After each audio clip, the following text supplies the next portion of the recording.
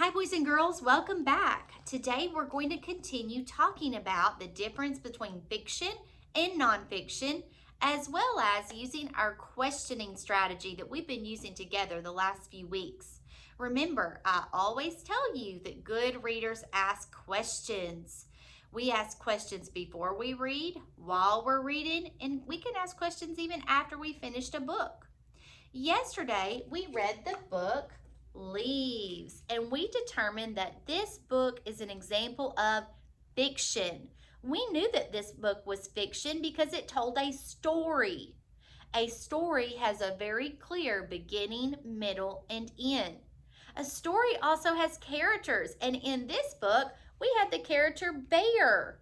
A story has a setting. That means that it takes place somewhere, and this story took place in a forest.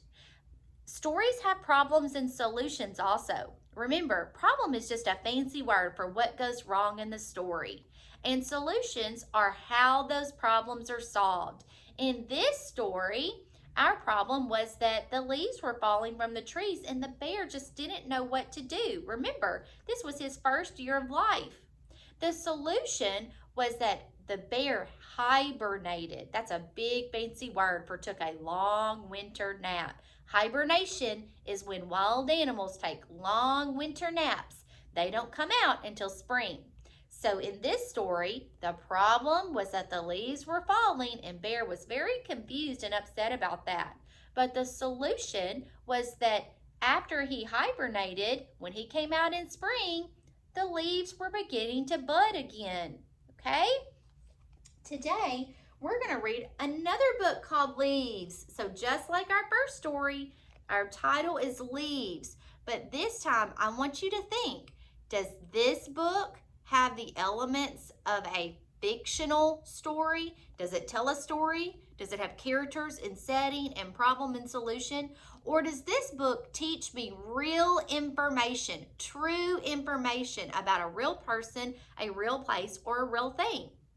As we read today, I'm also going to stop and write down questions that I have as a reader, just like I expect you to do also.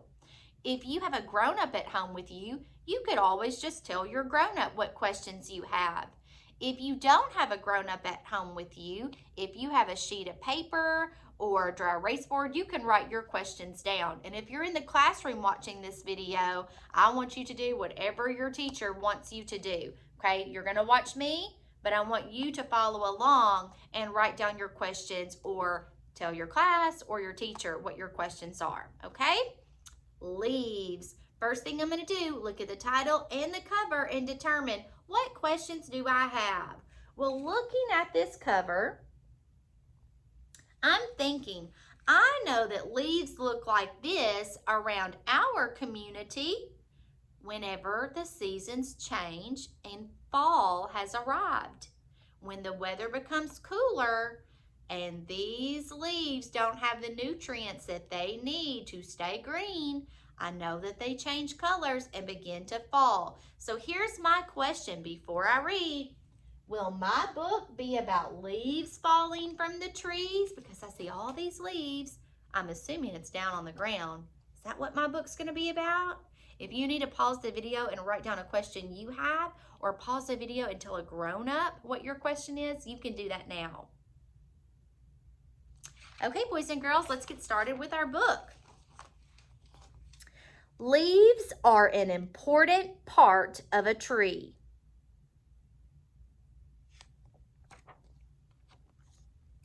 Leaves get their color from pigments. A pigment is a chemical that gives something its color. I notice that there's a bold word here, and I know that authors make words bold in nonfiction books because they want us to know that the word is important. It's a key word, and a lot of times you'll find the definition in the glossary. Every leaf has a pigment. Some leaves have more than one. Chlorophyll is a type of pigment. It makes leaves look green. Even if there are other pigments in a leaf, chlorophyll covers them up. Chlorophyll helps leaves make food for trees.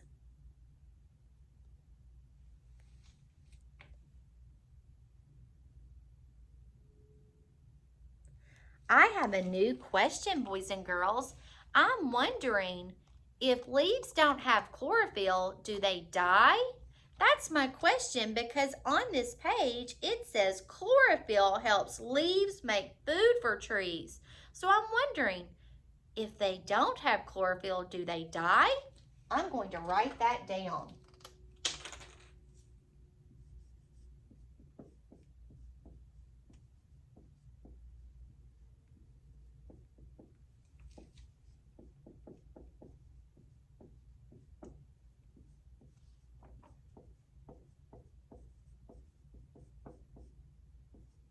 Will leaves die without chlorophyll? Leaves need chlorophyll, air, water, and a lot of sunlight to make food. The process of making food is called photosynthesis.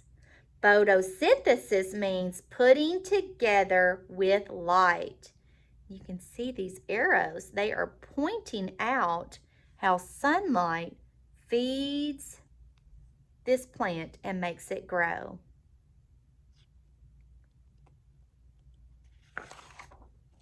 Some trees have green leaves all year.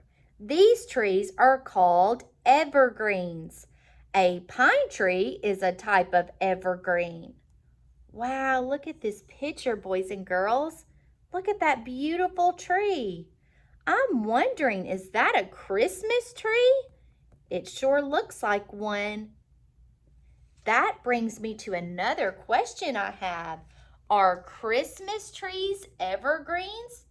I'm wondering that because the Christmas tree that I bring to my home has green leaves.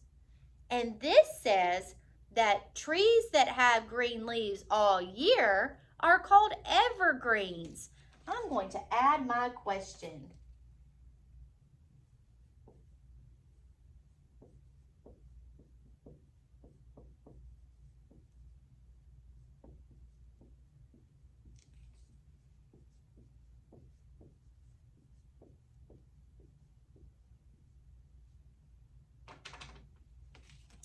Deciduous trees shed their leaves in the fall, but first the leaves change color. So we see lots of trees that look like this in our community. Deciduous trees. In the fall, the days are shorter. This means the sun is out less. The leaves on a deciduous tree do not receive enough sunlight to make food.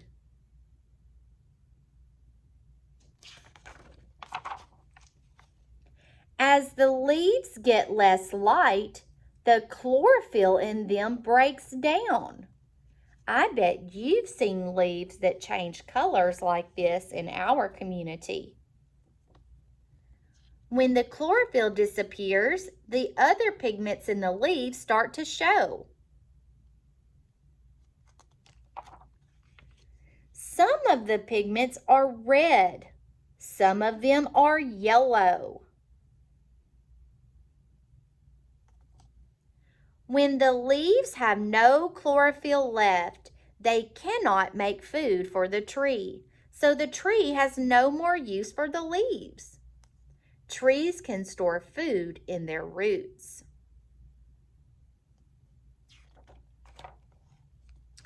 The tree stops providing water to the leaves through their stems.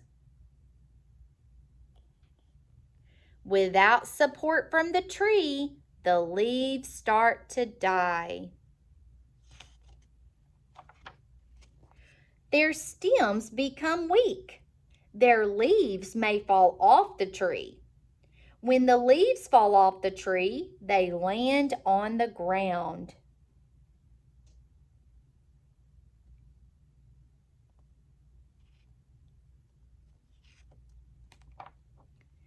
Some are raked into piles.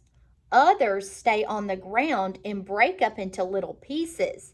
They can become food for earthworms. Take a look at that slimy worm.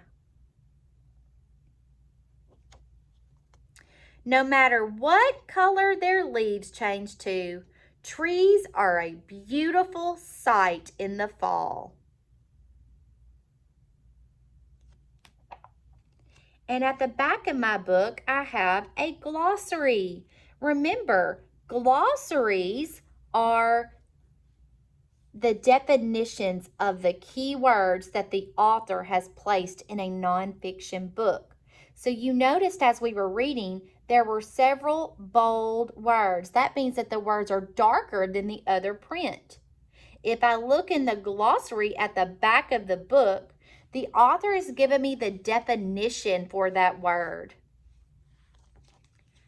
All right, boys and girls, now I'm going to add a question that I still have after reading this book.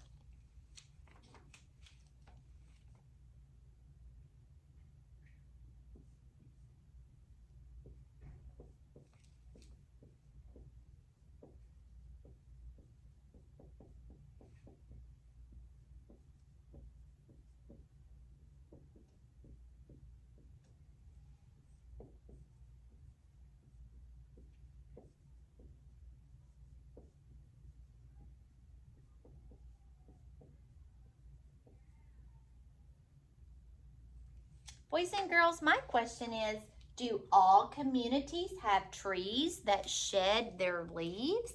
That word shed is just a fancy word for letting go. Think about if you have an animal at home, a pet, or maybe you have another grown-up in your life that has a pet. Many pets shed their fur. So the fur that's not needed anymore, it sheds. If you have a dog, you may have dog hair around your home because your dog is shedding. My question is, do all communities, so not just West Memphis or Marion or Crittenden County, but do all communities have trees like what we do that shed their leaves during the fall? So before we start talking about whether we think this book is fiction or nonfiction, let's look at the questions that Mrs. Dean has come up with. Will my book be about leaves falling from trees?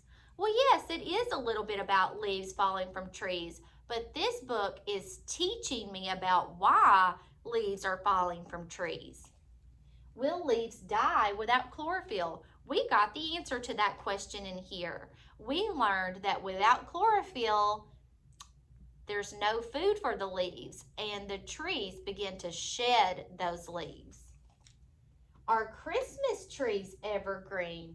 Well, we didn't find the answer to this. We would have to look for further information or to another source to find that answer. But I'm thinking that Christmas trees may be evergreens because remember, our book said that evergreens have trees that their leaves stay green all year long. And I know when I bring my Christmas tree home, it has green leaves, even in the winter. That's something I'm going to have to look up. Do all communities have trees that shed their leaves? We don't know. We didn't find the answer to that question because we've already closed this book. We're already done with it. But I know that I can look online or in a book in the library to find that information. Now, the last thing we're going to do is talk about, will this book be considered fiction or nonfiction? Now remember, we read the book Leaves yesterday. So both of these books have the same title, but they're very different.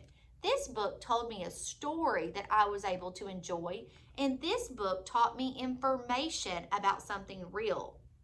Would this book be considered fiction, like our book from yesterday, or would this book be considered nonfiction?